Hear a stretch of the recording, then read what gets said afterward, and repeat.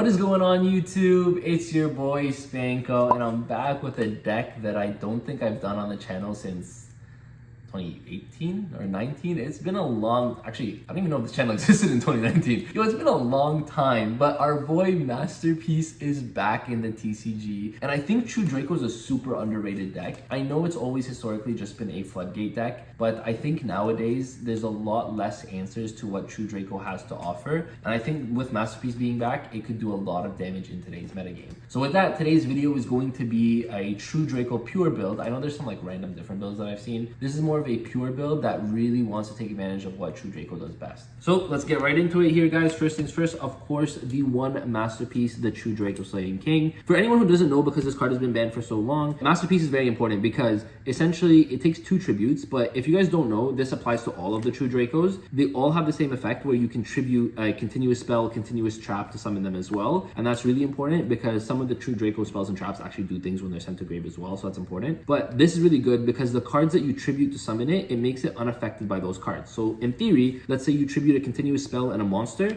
he's unaffected by spells and monsters, which is absolutely insane in today's metagame because if you're making a towers that is really only affected, let's just say, by traps against the matchup where, you know, they don't play a lot of traps, maybe an imperm, but other than that, this becomes absolutely insane. So Masterpiece being one of the best boss monsters in the game is so important. So that's why you, of course, it's only at one, so you're playing the one. If this was at more than one, of course, you'd be playing more. We're playing 3 of the Dynamite Knight. Dynamite Knight is one of the most important ones. It gets you to your trap. Actually, I'll just say all the names here. So we're playing 2 Ignis and 2 Majesty as well. Majesty gets you to your monsters, Ignis gets you to your spells, and this gets you to your traps, and that's very important. They all activate when your opponent activates an effect, so you're always going to be able to get your cards on your side of the field. These also let you activate the spell directly from your deck, so what they're actually really good at is it plays around stuff like Ash and whatnot. I mean, not Ash, you can still Ash it, but it plays around stuff like Joel, I should say, because you can activate the card directly, and that's really important. Because if you're able to activate a trap right away and then use the trap effect to get an extra tribute, which I'll talk about the trap effects when we get there, but essentially you're going to be able to get a lot of disruption on your opponent's turn. And then Majesty, of course, is really good because you can get to your Masterpiece as well. So that's it for the True Draco monsters, but then an honorary True Draco monster is 2 Amano Iwado. This deck gets a bunch of extra normal summons through their cards, their spells, and traps. Sorry, let me say that again. It's not normal summons, you get extra tribute summons technically. So that's really important. So this is a really good normal summon for you because if you start off by normal summoning this, it's going to stop your opponent from being able to use any hand traps on you. And that's very, very relevant, right? So 2 Amano Iwado is going to be very good, and then these ratios I think are perfect. I wouldn't play more because these kind of are bricks for you. They're not bricks, but ultimately, as soon as you get to these 2 guys, that's kind of like how you're winning a lot of the games. This kind of sets you up, right? And then once you get to your spells and traps, you're going to be able to recycle a lot of them, which is important.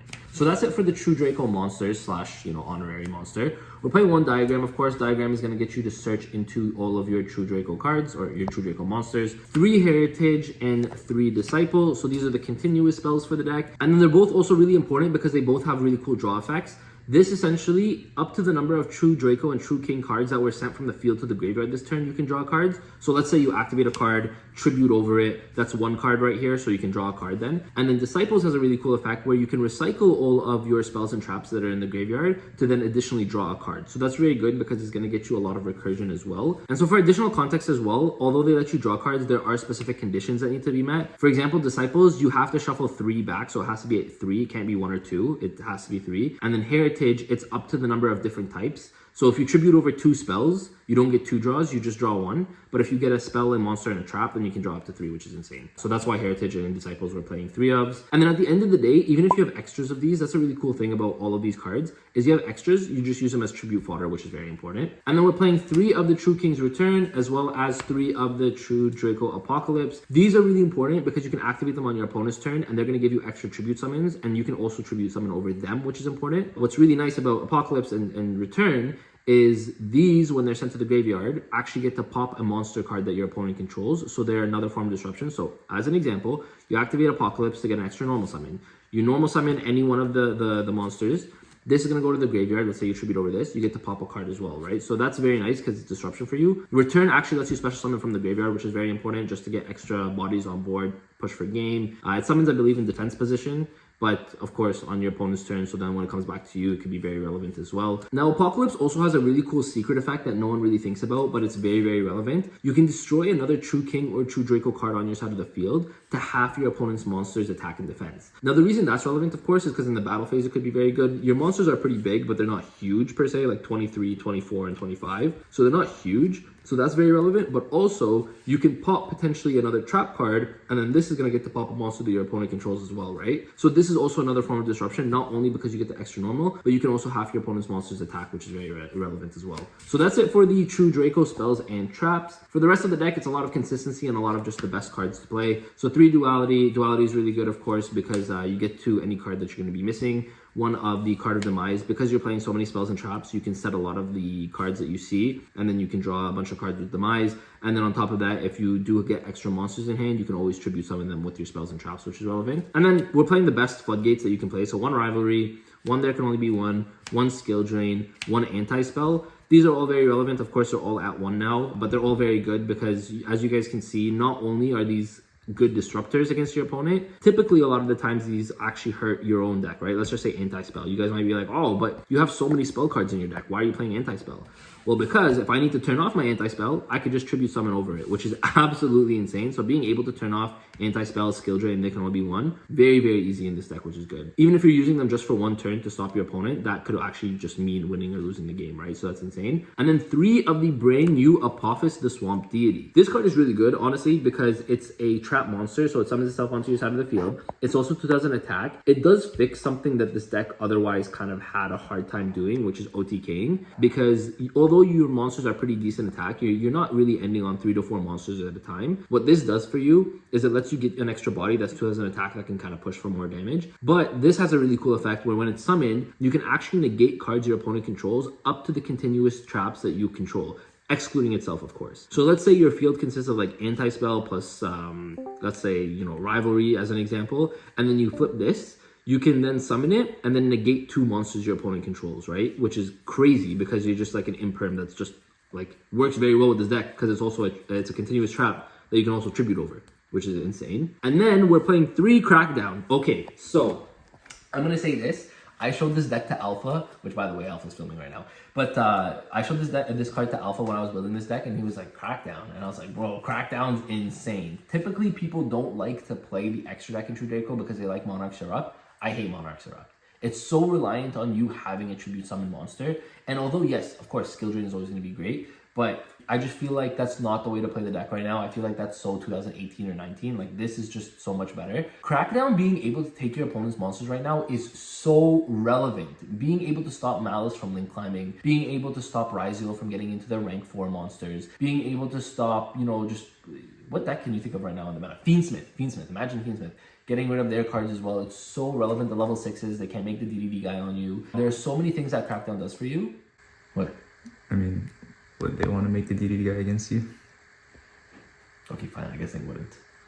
But in general, you just stop all the Fiendsmith stuff. There's just so many things that Crackdown does, and then it gives you access to the extra deck, which also solves the problem of you not being able to OTK, right? Plus, Crackdown is really cool because Crackdown says if essentially this card is destroyed or the monster is destroyed, this card leaves the field. But you can actually use Crackdown, take your opponent's monster. If this is tributed over, you actually get to keep your opponent's monster. And I confirmed that ruling. So that's very, very relevant because you're essentially taking your opponent's monster, using this as tribute fodder, and then you can use your opponent's monster, although it can't attack or activate its effects, you can use it as link fodder or more tribute fodder, which is crazy. And then lastly, 3 Imperm. It's not a continuous spell or trap, but Imperm is just insane. It's the only hand trap we're playing in this deck. We don't want to lose to stuff like Talent and whatnot. So 3 Imperm is how we're rounding off the main deck. Now that was a lot of explaining. Luckily, the extra deck doesn't need a lot of explaining because it's just cards that you can make off of Crackdown, essentially. You're never making these cards, but IP, SP, Lina. Lina's good for Blue Eyes right now. Dark, we have Donner, Phoenix, Unicorn, Access Code. You have a Lars here. Lars is good because the Apophis guy is actually level 6, so funny enough, you can make this with one of the True Draco cards, if you ever make it. Wallow for the same reason.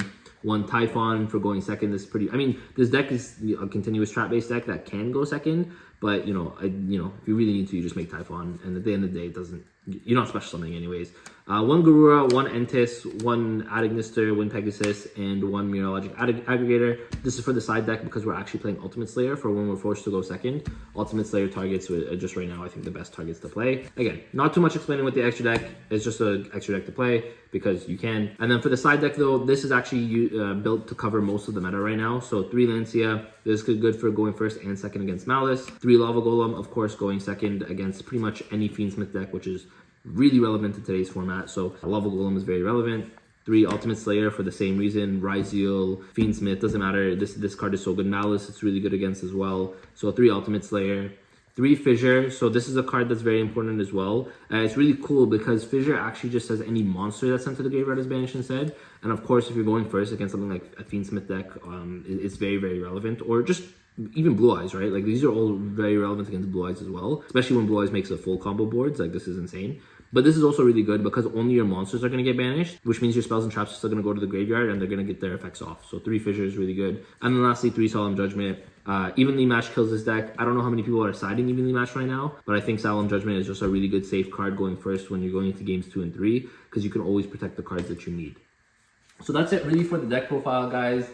True Draco, I think, has evolved a lot, although on paper it might not seem like it has. Like, you're still playing the continuous traps, you're still playing the continuous spells, but the actual style of the gameplay, I think, has changed. I think extra deck is the way to go. Again, you're probably not going to see that in every build, but I think genuinely Crackdown extra deck build is the best way to do it. And then on top of that, with Masterpiece coming back, you having an actual boss monster in this deck makes it very, very relevant. So thank you guys all for watching. Let me know what you guys think in the comment section down below. Make sure to like and subscribe if you guys did enjoy today's video. Shout out to Alpha, the best cameraman on YouTube.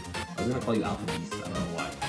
He's a beast though. Thank you guys all for watching. And with that, peace.